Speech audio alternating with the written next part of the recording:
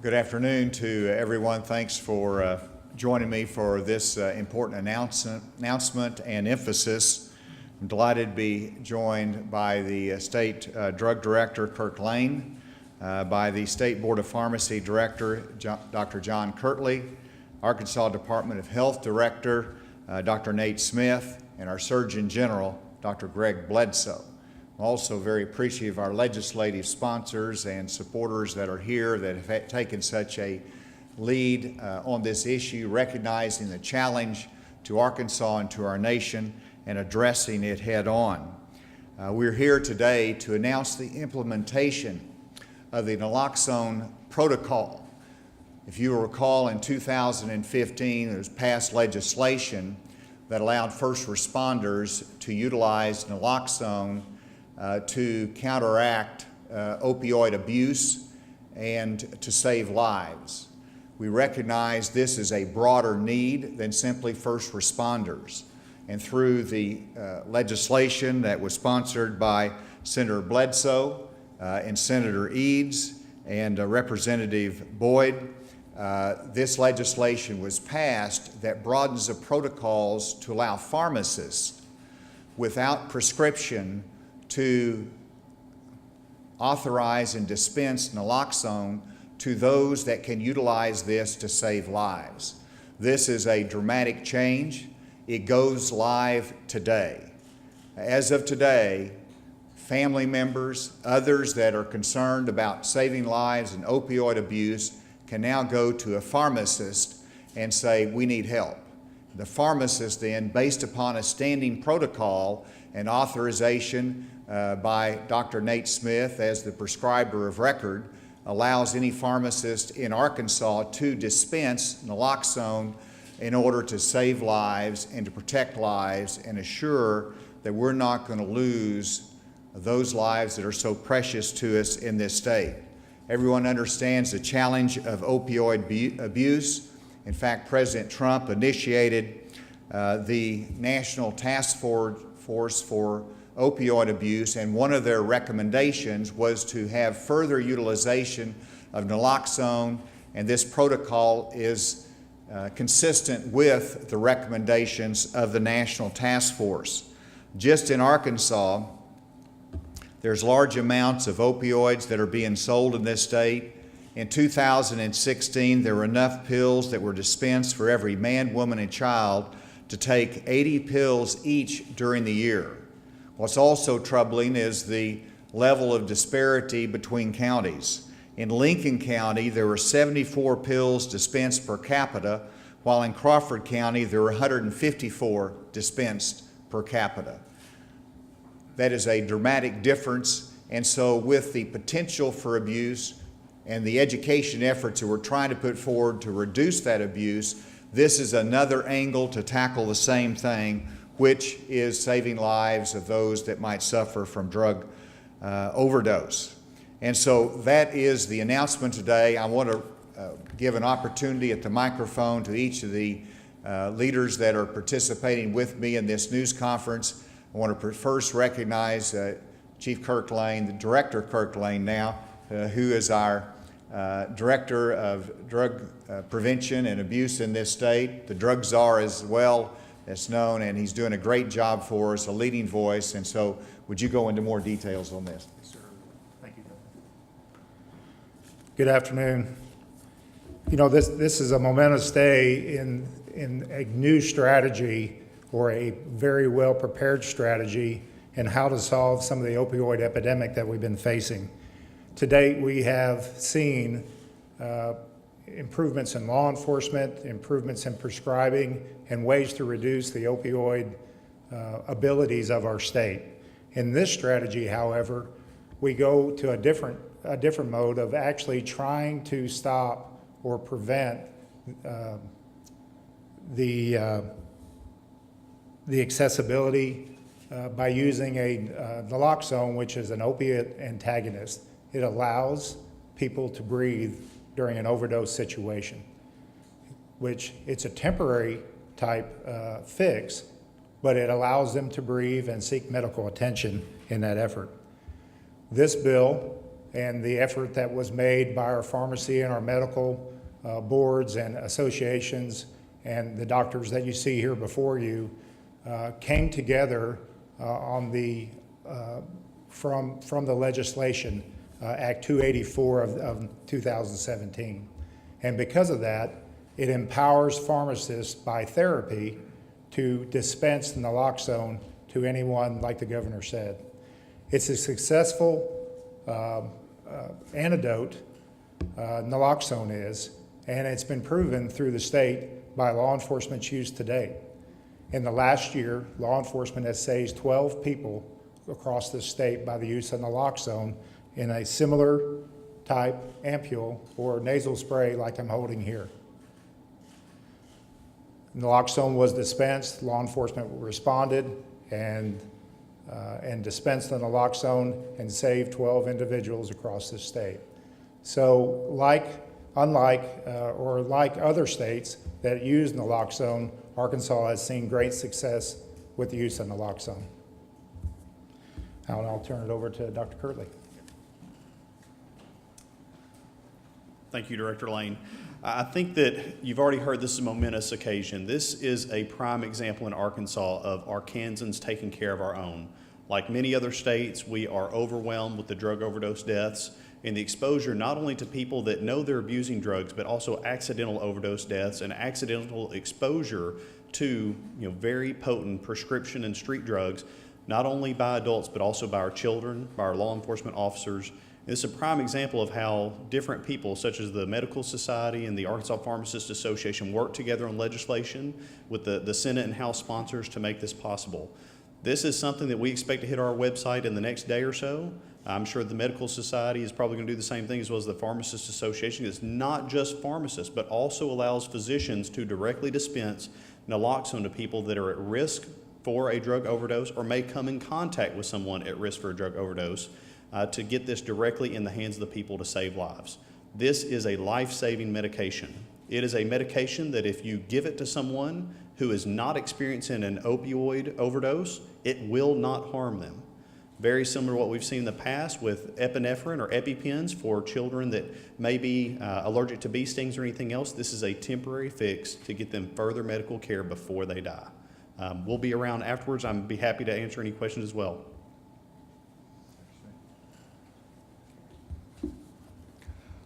We know that naloxone saves lives by rapidly reversing the respiratory depression that occurs in an opiate overdose.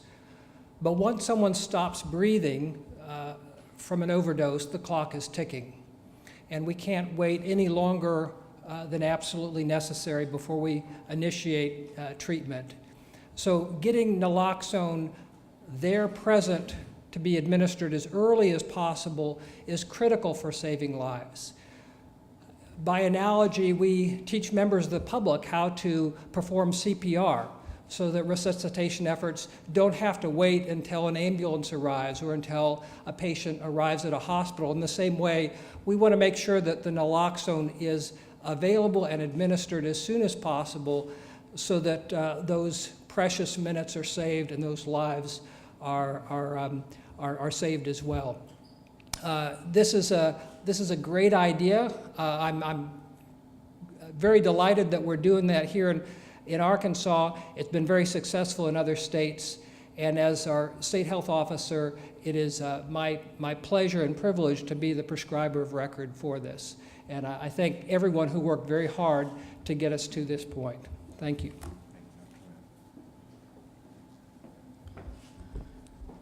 Well, thanks to the governor and the rest of the folks that worked on this protocol. This is an important protocol for our state for a few reasons, but the primary reason is that it gets naloxone in the hands of people who will most likely be present at the moment of an opioid crisis. It shaves minutes off of the response time, and those minutes are critical, and has been shown with law enforcement to actually bring people back and improve the outcome numbers. But it's also important because of what a menace the opioid epidemic has become. It's no shock to the folks in this room that the opioid epidemic is creating huge problems in our country and in our state.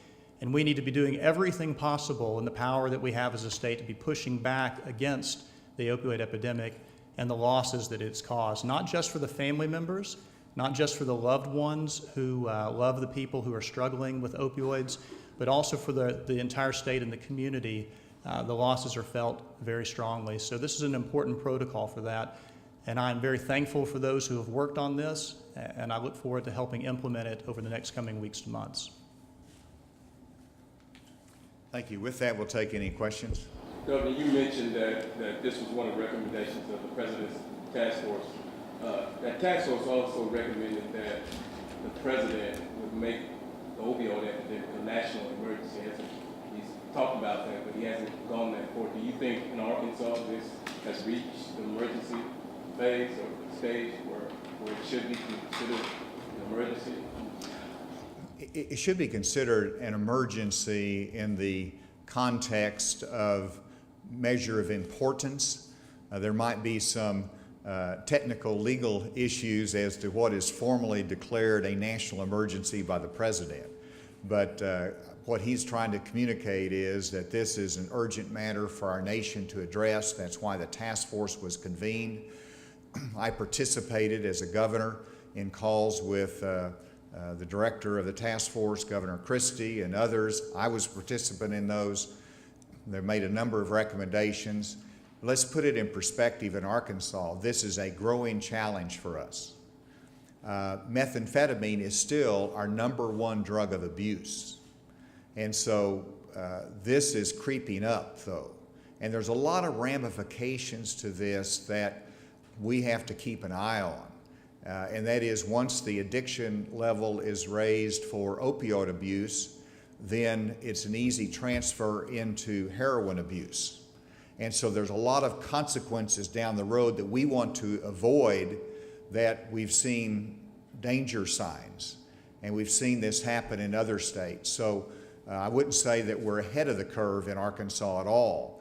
But I also know that we're not as far behind as some other states. And we want to get ahead of this. We want to move dramatically forward in this and follow some of those recommendations that were made. You said some of the lawmakers have said that, and we're going to see that pretty soon, medical marijuana as a medical use. And in some states like Colorado, the use of that has dropped the number of opioid use in those states.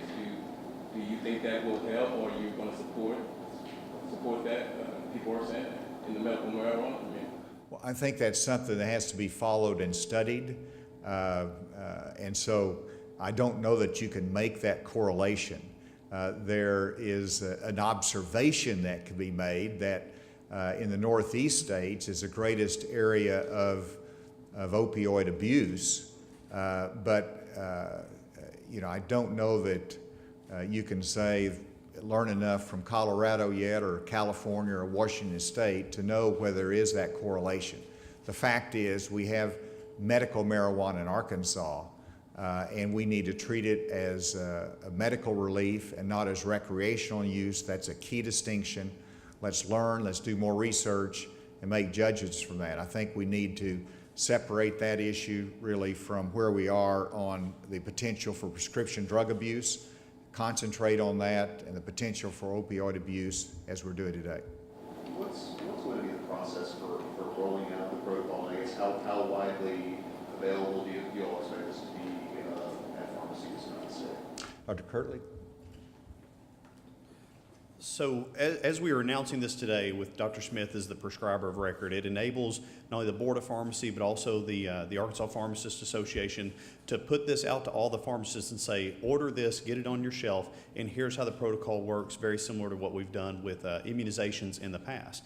We already know several companies on the national level that they are waiting on this. They are doing it in other states. It's saving lives in other states where they've been able to come up with a similar approach. And I would expect even within the next week, there are people waiting to start delivering this service and make it available to Arkansans.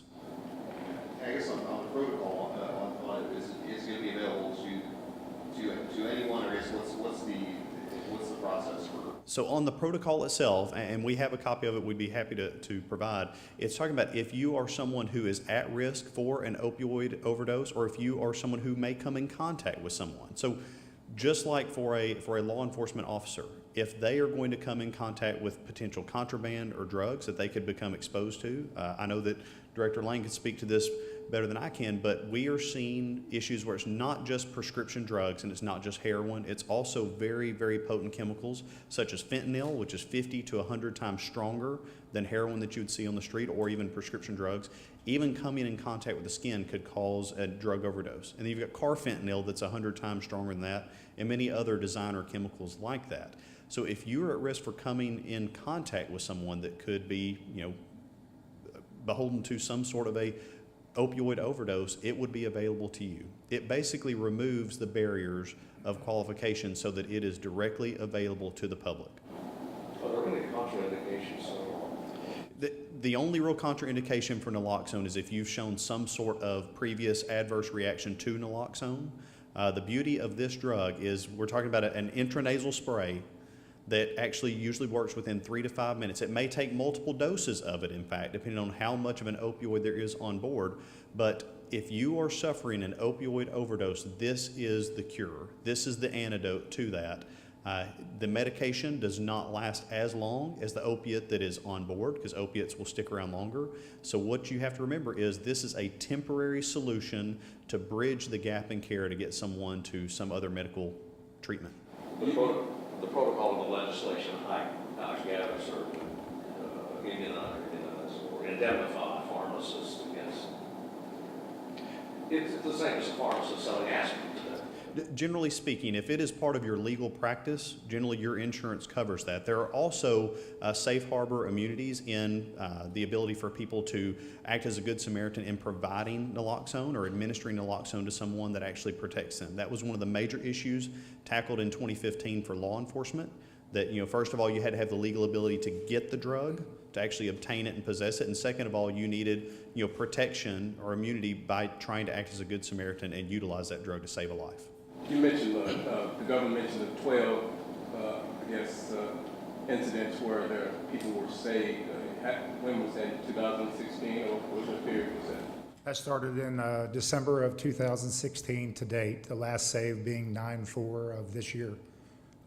5 in Independence County, 3 here in Pulaski County, 2 by the Arkansas State Police, and I would say in the first week of their implementation to all the troopers in our state, 1 in Benton and 1 in Maumelle.